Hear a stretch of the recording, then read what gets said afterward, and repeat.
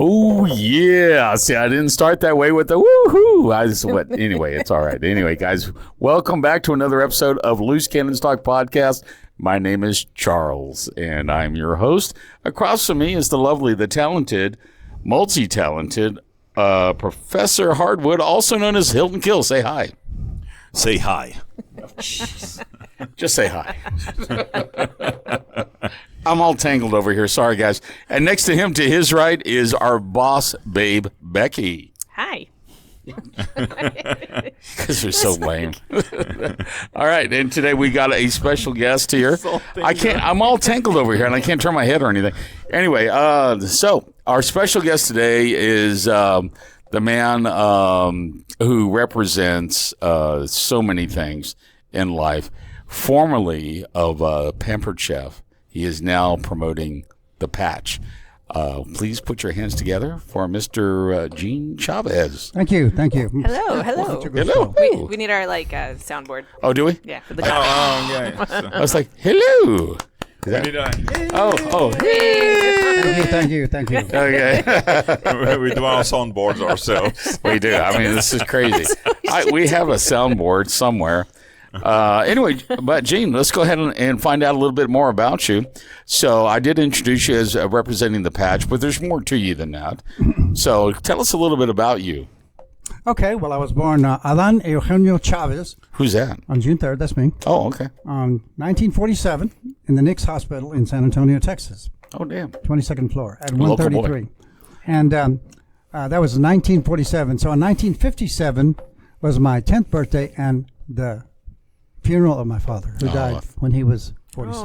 That's right. So I usually start out my talk by telling you a little bit about not growing up with a father and having a mother that was, she was a seamstress. I think she made 55 cents an hour, and I don't know how she did it, but she put myself and my sister through private Catholic schools. Oh, my gosh. And I don't know how she did it. And she really paid cash for everything. My father, when he died, didn't leave her with much, maybe just enough to bury him. And so it's amazing that she did that. I don't know how she did it. Yeah. And so anyway, she died at 79, and today I'm 79. So hopefully I'll live a little bit past what she lived. I think you'll be all right. And so I grew up in San Antonio. I went to private Catholic kindergarten. Yeah. Grade school. Yeah. Oh, military grade school, military high school, and then I finally came to UT to get away from San Antonio and the Catholic stuff. Oh, really? Although I'm still Catholic. Okay. Yeah, practicing Catholic. You are still practicing? Oh, yeah, practicing. Okay, cool. But what do you mean you came to Austin and get away from? Oh, well, I had a girlfirend that really scared me, and so I wanted to get away from her. Her name was Cecilia. Haven't we all, right, Becky? I mean, yeah. Her name was Cecilia, and Cecilia. Simon and Garfunkel. Cecilia, her name was Campa, and it's a funny story, but she was my first, I'm going to say, serious girlfriend. Serious, okay? Yeah. And so I really wanted to get away from her because I didn't want to have children at such a young age, you know? Oh, I see. And so, anyway, we kind of lost touch. And thank goodness. Charles mentioned Pampered Chef. I did. And so I'm doing some training in San Antonio, okay? And there's a big round table. And before the training started, the MC said, why don't you introduce to everybody? Everybody say who they are. We all had a name tag. Mine was Gene Chavez, and hers was Cecilia, you know. And I'm looking at her going, Cecilia, you sure look like my old girlfriend, the one I wanted to get away from, okay? You sure look like my old girlfriend. And she looks at me and she says, I said, what's your name? I said, what's your last name? She says, Cecilia. I said, well, no, what's your last name? She says, Guzman. And I said, no, what's your maiden name? She said, Campa. Oh, no. And now I thought it was Campos. Oh. I thought it was Campos. So you thought you were safe? No. I thought it was Campos. When she said Campa, it kind of threw me off. And she said, what's your name? And I said, Gene Chavez. And she says, I don't know any Gene Chavez. Oh, that's... And then I said, well, in high school, I used my first name, Adam, and she screams. It's her, okay? Uh-huh. So we didn't go to the training. We spent the whole day catching up. Wait. We skipped the whole training. Really? Yeah. That's it? I thought there would be some violence here or something. Oh, I thought no. she'd be chasing. I thought she was going to chase around the picnic table or something. No, she has a cool story. She married several times, and she had a rich husband who was from Medellín, Colombia. Oh boy, that had to be a good one. And I said, Medellín. I said, Yeah, cocaine. everybody knows what Medellín is from. Yes, Colombia? cartel. Okay. Yeah. And so I said, well, what did he do? And she says, I don't know, but he made a lot of money. Okay. We don't know where the bodies are buried. I'm just saying. So anyway. Yeah, so it's a good thing you got away from her. That's a good thing. Yeah. I would be in San Antonio. No. I mean, I wouldn't be here. He wouldn't go with her to her husband. You know what I mean? What? Well, it's a good thing you didn't. You got away from her. Yeah. No, she went and find somebody from Medellín. Yes.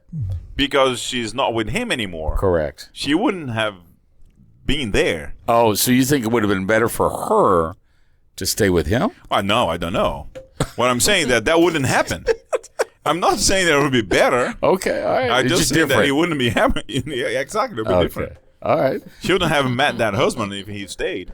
Well, that's and fascinating. had kids with her. That's true. But luckily, Gene met and married the love of his life, Gail. Gail. That's right. That's right. Yeah. So she's from. She's That's a from lovely Dallas. story. I'm just kidding. I know everybody. We just kind of stalled there for a second. Yeah, what is it with the pause? The guy that never stops talking. He stopped talking for a little while. What happened? I have to stop talking and let him respond. I thought there might be more to the story, but That was yes. it, though. Okay. You had We're off to children. a good start. We had you had children with Gail, correct? Yes, sir. I have two children. They're in their 40s. Of course, Tony is the oldest, and he's 4 years older than Gina, who's the famous person. Gina Chavez, Latin Grammy nominee, 13 Awesome Music Awards, travels all over the world, 2 TED Talks. Amazing singer. Nina Arribas. Nina Sariva. That's what I meant to say. Nina Sariva is her big fundraiser for putting girls through school in El Salvador. Okay. So when she was, so she started singing for music for money in 2007. Okay. Right. Her first gig was a Saxon pub. Yep. Well, that's kind of a good story. Yeah, go ahead. So she's doing, the open mic thing. She's going to coffee houses and making hardly any money. Yeah. And she, at the time, had a boyfriend named Roel Martinez before she figured out she was gay. Okay. Yeah. And so she had boyfriends. I think she already And knew. so, no, she didn't know. Well, She didn't know. I'm She didn't know. I'm just saying. I mean, I had to think. I know, There's, I know. I there's know it probably better than I do. inklings. Yeah. No, you would know better than I do. Yeah, you're right. So, anyway, so she says, Dad, I want to make some money. And I want to play at the Saxon Pub. So I said, let's go meet David Cotton, who ran the Saxon Pub and Momos, which was a great bar on 6th Street, pretty close to Huts, what used to be Huts. Yeah. And so we go talk to David Cotton, and he listens to Gina and I talking and what kind of music she sings. And at that time, she sang nothing in Spanish. It was all English, okay? And he listens to us, and he says, well, Gina, I think you would do very well at Pootie's. And I'm going, Pootie's? Mostly Pootie's is country, Yeah. mostly. Yeah. And it's way out in the sticks, And so, and I'm thinking, we're leaving, and I'm going, Gina, he's telling us to get hosed, like, we're not going to play at Pootie's. He's just blowing us off. He's just giving us. I think he would do well at Pootie's. But shortly thereafter, he gives me a call on a Monday, and he says, "Mr. Chavez, I know this is short notice, but we have a hole on Thursday. We have a good slot. We need to fill it. It's a 7:00 slot, and I know it's short notice. Can Gina fill it?" And it was her birthday. Oh, It wow. was May 24th, 2007. That was her birthday. I said, we'll fill it, okay? Now, okay, so I'll never forget this as long as I live. So, I think the cover was $5. Yeah. And all shows at the Saxon Pub are an hour and a half. And so I made cookies that had, her birthday. I think she was 24 or something. And the front part is all, the seating, and the back part is the bar and standing, okay? Well, we filled the whole bottom part. And at the end of the show, I went up to the bar and I said, "I'm Gina Chavez's father. I'm kind of her manager, my father. So, is there any money?" And the woman says, "Oh, just a minute." And she goes and she pulls out a wad of money like this thick, and it was almost $600. Oh. Almost $600. I said, "Fuck, we're in the music business." Now I don't know how the hell that happened because, like, let's say 30 people came, maybe 35. Yeah. And 10 of us got in free because we're on the list. You know, everybody knows what the list is, right? Yeah. The list? Yeah. The list. And so, 5 times 25 is what? 125? Yeah. And we had to get some of the bar. I think they usually do some of the bar. Some of the bar. Yeah. And so, anyway, so that establishes a name for us with David Cotton. So this is May 24th. And so then all her fans were clamoring for a CD. So her and Roel, her boyfriend at the time, got together and did Garage Key bedroom CD, Right. Where she's harmonizing over herself and Roel is playing all the guitars, the mandolins, and he's doing all the acoustic work. And they made a CD called Hanging Spoons, and all original. And so she says, I want to do my CD release at Momos, which was the cool Momos. You remember Momos? Yeah, of course. You don't remember? No, I don't remember. You don't know Momos. No, He's a transplant. It was a cool bar above. I wasn't here. He moved from Medellín. I came through there. So it was a really cool bar on 6th Street, catty corner from Hut's Hamburgers, if you remember that. And upstairs, so it's Katz's Never Closes, which is a Jewish delicatessen. It's and coming back. you walked up, and there's it was a cool place because it had outside, it had a bar area, it had seating, and had a stage, a raised stage, and then these open windows that opened onto 6th Street. Mm-hmm. Now, Gina's got this kind of voice where if you, many times people would be walking down 6th Street, hear Gina walk up the stairs and say, I just needed to see the face behind that voice. She's got that kind of voice. Okay? Yeah. So anyway, she says, I want to do a CD release at Momos. I want to do it on a Saturday night. I don't want to do midnight. I want a good time. And so we do it at everybody. He says, I'll give you a good time. I'll give you a good date and a good time. And so this was September, okay? We pulled almost 200 people and sold almost 100 CDs, okay? And, wow. And there was a guy that ran the gate. He was a blues guitar player from New York. And he said, Mr. Chavez, we've never had a CD release this big, okay? Now, when that happened, David Cotton says, Gina, I'm going to give you a 3-month residency Tuesday night. You play at 7, so Susanna Chauffeur plays at 8:30. Oh, yeah. I'm going to give you a 3-month residency, and that's how it all started. That's so cool. Yeah. Nice. It's a great story. Yeah. Dude, where's your... My Famous timer? video, yeah. Yeah. Okay. All right. Cool. Hey guys, I just want to I want to let you know. I mean, this is a great story, and in addition to Gene being who he is, Gina Chavez is amazing. Absolutely. I call her my bonus sister, and you can find her online at GinaChavez.com if you want to learn more about her, listen to her music, and hear her story. It's amazing. So anyway, I just want to throw that out there. Shout out Gina Chavez. I was going to ask you to lower your microphone a little bit, position-wise. Yeah, so you can point your mouth at the top of it.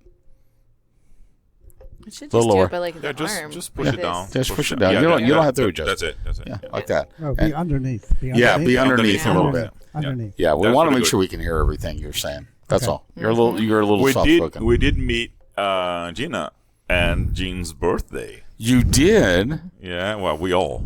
I know. I was there. I'm just trying to play along. here. You were there. The visitor. I mean, the listeners were not You there. had- Well, yeah, because they're not invited. They're not special like us. Wait a minute. Our one subscriber, Marissa Miller, who was also our guest, who was our guest previously. I can't say when because, if you're a regular listener, you know why. Anyway, but yeah. So Marissa, this is for you. Okay, and Michael, he's our other listener, right? Yes. Okay, so this is for you, buddy. Hey, Shout out. Gavin also is our subscriber. He Gavin actually also. commented. On Oh, the he video. commented. Yeah. Okay, so we're up to 3 subscribers, 3 listeners. Hey, we could not be more grateful for the 3 of you. So thank you so much. And And that's why we ask you to subscribe. If you for And some reason you're comment. watching Yeah, like these, don't forget about yeah, it. just Yeah, subscribe. Yeah. Do that. And if you have any friends like we don't, then you can share with them and just ask We them. are each other's friends. That's it. This is our sole friends is our group, sin. which is why we started this podcast. What I don't understand is like a podcast that has at least 3 hosts. We only have 2 subscribers. You know what I mean? Like We got more hosts than we have subscribers. we don't. That's pretty bad, guys. We don't even subscribe to our own channel. Well, that is true. That is true. Okay. All right. Anyway, Sorry, Gene, but yeah, Gina has an awesome voice. Yes, we So- got to see her there. It was amazing. yeah, it Because they was did a wonderful. duet together. And I'll call myself out on this because Gene asked me to do something for him, and I totally messed it up. The video that you asked me to capture. Yeah. I have it though. Okay, good. Somebody else got Somebody it. else so- got it from a good angle too. You know, it's funny because I am a it was professional, and man, I screwed it up so bad. He's like, "You got nothing." I'm like, "Oh shit, Well, I got nothing." You see, you could have used your new camera. I could have. I could have. I got a new camera. Anyway, we'll talk about that later. Anyway, it's all good. It's all good. I'll show it to you later. Yeah. Okay. Are we there? Are we? No, we still have plenty of time. Plenty, even though you have no idea. I do have an idea. Do you? I will let you know. Okay. So tell us something else, Gene, that we should know about you. How long you lived in Austin? Well, I came here in '65 to go to college. You went to UT. UT, yeah. Okay. So I could have gone to St. Mary's. Mm-hmm. By the way, this is kind of a trivia. Like it's the St. Mary's Rattlers, okay, and the Central Catholic Buttons. So both taught by the Brothers of Mary, and so the Central Catholic Buttons, a baby rattler has buttons instead of a rattle. So when we were playing teams, they would always say sew the buttons or rip the buttons, thinking it was this kind of button. No. But a button is the button of a rattler. So they feed St. Mary's. And so I could have gone to St. Mary's, but instead I came to Austin, to UT. I wanted to get away from Catholic stuff, military stuff, to come to UT. Okay. And so... Is that you? You need to get that? No. You just let them know we're on a podcast and, live, that kind of stuff. Sorry about that. No, it's all good, Gene. Just kidding. Now, So I came here in '65. Did anything, happen while you were at UT? Oh, yeah. Historically? Well, I was on campus when Whitman shot everyone.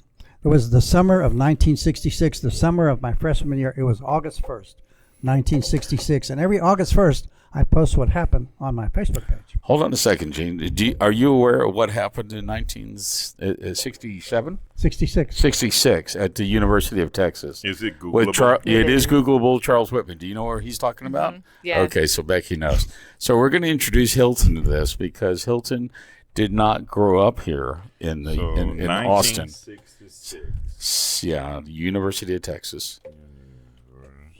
August 1st. Well, it should come up about that time once he finishes university.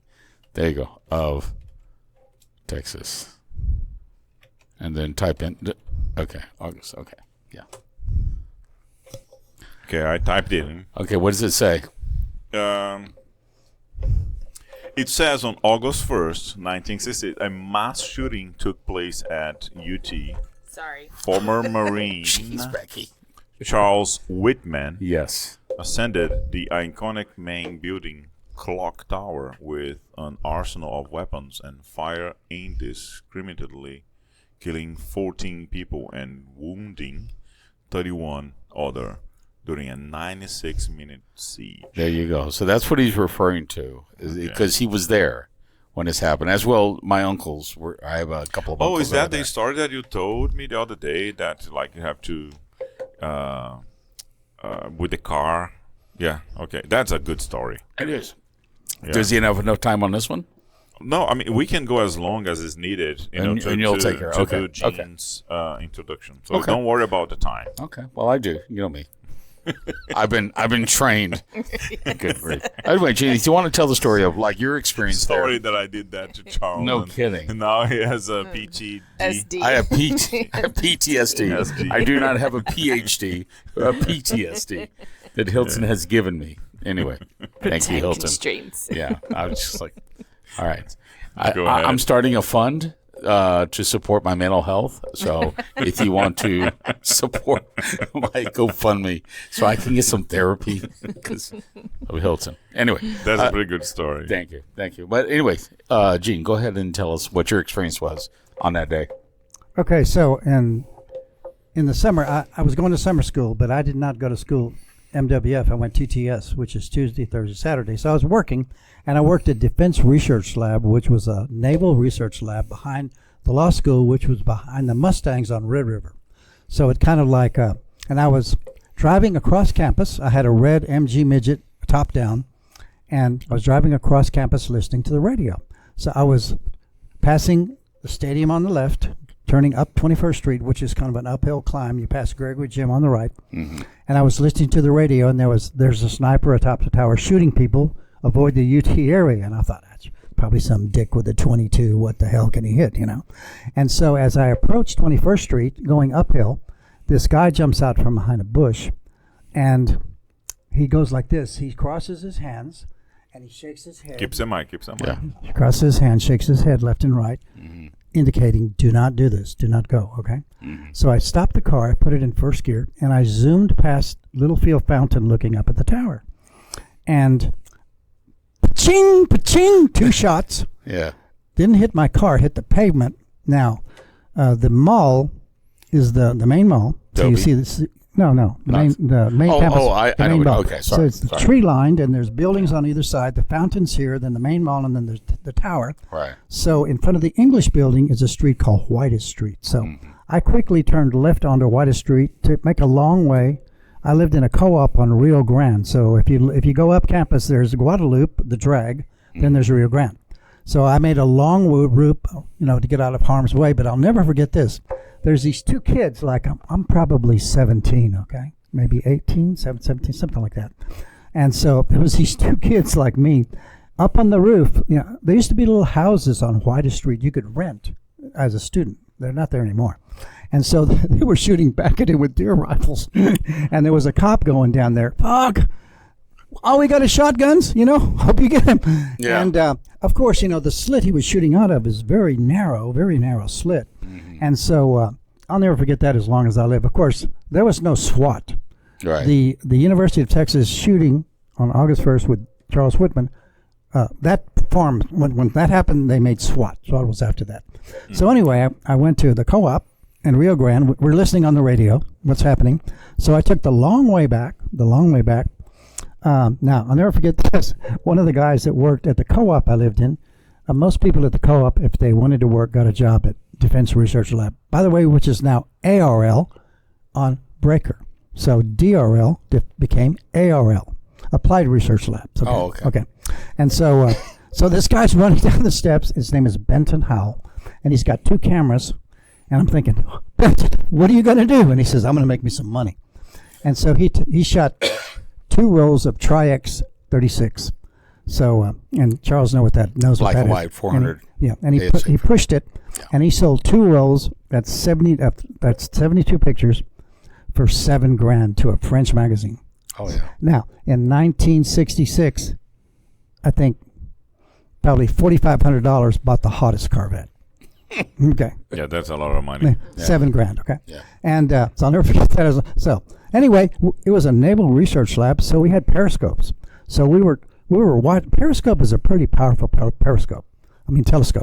Now we were trying to see him moving between the slits. They were facing us. Yeah. But we never really saw much. We didn't see him get killed.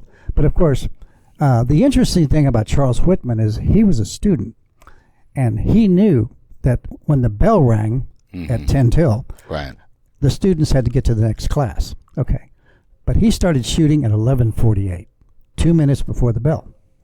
Had he waited 2 minutes, instead of killing 14 and wounding 31, he'd have probably killed 31 and wounded a lot more. Yeah. He started shooting, Early. and probably because he had killed his wife and his mother at home, and he'd killed 2 people going up the stairs. He did. Okay. Right. And so, but thank God that he didn't wait 2 minutes. Yeah. And after that, we walked the campus, and there was blood and guts and glass everywhere across the campus, everywhere.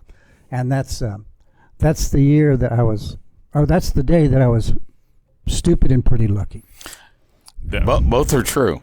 Because when you told me you sped around the guy that's like trying to like warn you, and then you put it in first gear and go around him, yeah, you have to admit that's pretty stupid. Yeah.